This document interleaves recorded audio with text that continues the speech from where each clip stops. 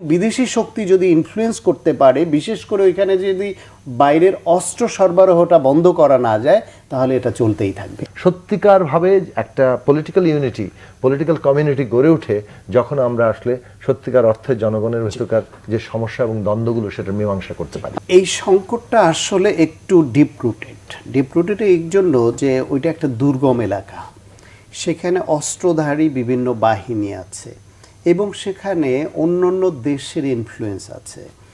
সেটাকে নিয়ন্ত্রণ করবার জন্য সরকারের যে পলিসি দরকার সেটা ওইখানে কখনোই ইমপ্লিমেন্ট হয় নাই।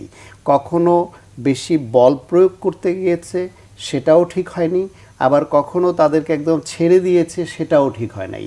এই যে বাঙালি যারা ওইখানে সেটলার বলেন আর যাই বলেন বা আগে থেকেই আছে যেভাবে হোক, যেটা হওয়ার হয়ে গেছে। আপনি তো ওইখানে বাঙালিদের বসতি স্থাপন করার অধিকার দিয়েছেন, জমি করেছে, বাড়ি করেছে, সব করেছে, এবং তাদেরকে এখন চাইলে আপনি তুলে আনতে পারবেন না। এখন এই পাহাড়ি এবং বাঙালিদের সহাবস্থান কিভাবে নিশ্চিত করা যায় যে উভয়ই দেশের নাগরিক এবং উভয়েরই যা অধিকার আছে সেই অধিকার সংরক্ষণ করতে হবে দেশের প্রতি, দেশের সার্বভৌমত্বের প্রতি অঙ্গীকার রেখে। যদি তার ব্যত্যয় কেউ ঘটায় তাহলে সেটাকে দমন করতে হবে। এই বিষয়ে যদি সরকারের প্রখর নজরদারি না থাকে এবং বিদেশি শক্তি যদি ইনফ্লুয়েন্স করতে পারে, বিশেষ করে ওইখানে যদি বাইরের অস্ত্র সরবরাহটা বন্ধ করা না যায়, তাহলে এটা চলতেই থাকবে। আপনি কাউকে বঞ্চিত করে কিন্তু কোনো সহাবস্থানটা ভালো হয় না, নিশ্চিত হবে না। ফলে এমন একটা ডায়ালগ দরকার যেখান থেকে এই যে বঞ্চনার জায়গাগুলো আছে সেটা যাতে বন্ধ করা যায়। এবং প্ররোচনার বিষয়গুলো আছে না, প্ররোচনা, আপনি প্ররোচনা কাজ করে কখন? যখন আপনার ভেতরে একটা শর্ত থাকবে যে ওই প্ররোচনা দিলেই ওটা একটা আগুন ধরবে, তখন আপনি প্ররোচনাটা কাজ করবে।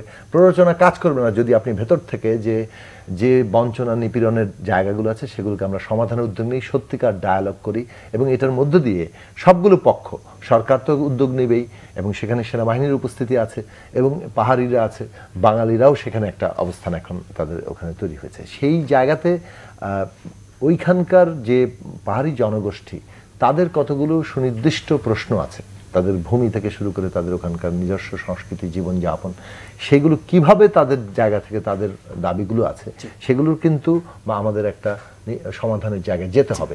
এবং সেই সমাধানটা আমাদেরকে বরং এই যেটা অনেক সময় আশঙ্কা থাকে যে এটা আমাদের ভূখণ্ড আলাদা হয়ে যাবে কিনা, সত্যিকারভাবে একটা পলিটিক্যাল ইউনিটি, পলিটিক্যাল কমিউনিটি গড়ে ওঠে যখন আমরা আসলে সত্যিকার অর্থে জনগণের ভেতরকার যে সমস্যা এবং দ্বন্দ্বগুলো সেটা মীমাংসা করতে পারি। আমাদের দুজনকে আজকে স্টুডিওতে সময় দেওয়ার জন্য ধন্যবাদ।